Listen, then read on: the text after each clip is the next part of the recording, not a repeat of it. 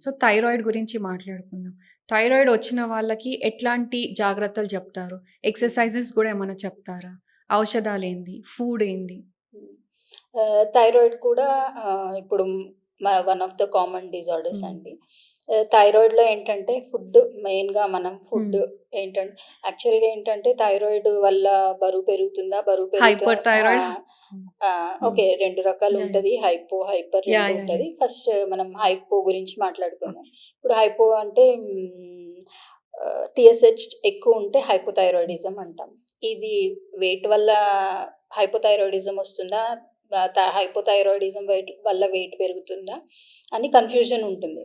కాపోతే నా నేను చెప్పేదేంటంటే మన వెయిట్ వల్లనే హైపోథైరాయిడిజం వస్తుంది మనకి. మన ఓకే. బాడీ వెయిట్ ఎంత అవుతుందో హుహుహుహు. బాడీ మన బాడీ అంత ఎక్కువ టీఎస్‌హెచ్ ప్రొడ్యూస్ చేయాల్సొస్తుంది. హుహుహు. సో, వెయిట్ వల్ల హైపోథైరాయిడిజం వస్తుంది. ఆల్రెడీ ఒబేస్ ఉన్న వాళ్ళకి థైరాయిడ్ త ఆ! వస్తుందని మీరంటారు. ఫాస్ట్‌గా వస్తది. అదే ఓకే. ప్రోన్ ఉంటారనమాట ఓకే. వాళ్ళు. సో, కానీ ఫాస్ట్‌గా వస్తది. జనరల్‌గా ఎట్లా ఆలోచిస్తారంటే, ఇప్పుడు థైరాయిడ్ వల్లనే లావు అనుకుంటారు. పెరిగినామనంటారు. లావు పెరుగుతారు యాహ్! అనుకుంటారు. ఆ! కానీ వెయిట్ వల్ల వస్తుందనమాట. అందుకే ఇనీషియల్ స్టేజెస్ అనుకోండి మనం వెయిట్ కంట్రోల్ చేసుకుంటే సరిపోతుంది. హ్మ్. ఇప్పుడు జస్ట్ ఒక 1 మంత్ అయింది డిటెక్ట్ అయ్యి. అప్పుడు మెడిసిన్ పెట్టాం. మేము కూడా హ్మ్. మెడిసిన్ పెట్టాం. ఓకే. ఫస్ట్ మీరు వెయిట్ కంట్రోల్ చేసుకోండి. వాకింగ్ అది చేసుకోండి. హుహుహు. కొన్ని ఇప్పుడు కార్బోహైడ్రేట్స్ మానేయండి. ప్రోటీన్ హ్మ్. తీసుకోండి. క్యాబేజ్, బ్రొకోలీ, హ్మ్. కాలీఫ్లవర్ ఇవన్నీ మానేసేయండి. సోయా గూడా ఓకే. ఇవేమి యాహ్! యాహ్! మానేసేయండి. అని ఇట్లా లైఫ్ స్టైల్ చేంజెస్ చెప్తామనమాట. హుహుహు. చెప్పేసి వాకింగ్ అది స్టార్ట్ చేసుకోండి అని చెప్పి ఒక 1 మంత్ చూస్తా. హ్మ్. ఆ 1 మంత్‌లో కరెక్ట్‌గా ఫాలో అయితే కంట్రోల్ అయిపోతుంది. హ్మ్.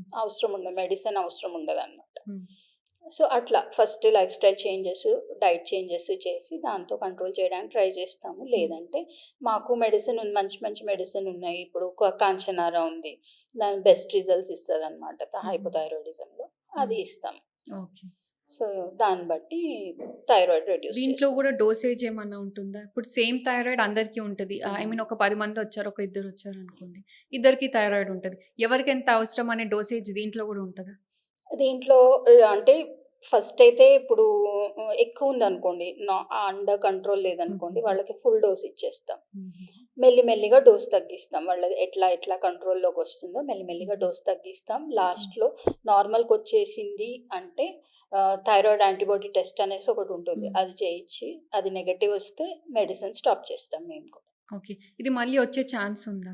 ఇప్పుడు ఒక్కసారి తగ్గుతది. హ్మ్. మళ్ళీ ఎప్పుడైనా వచ్చే ఛాన్స్ ఉందా? మెడిసిన్స్ వేసుకుంటుంటే? ఏముండదండి. మనం హ్మ్. కొంచెం జాగ్రత్తగా ఉంటే ఇప్పుడు హుహు.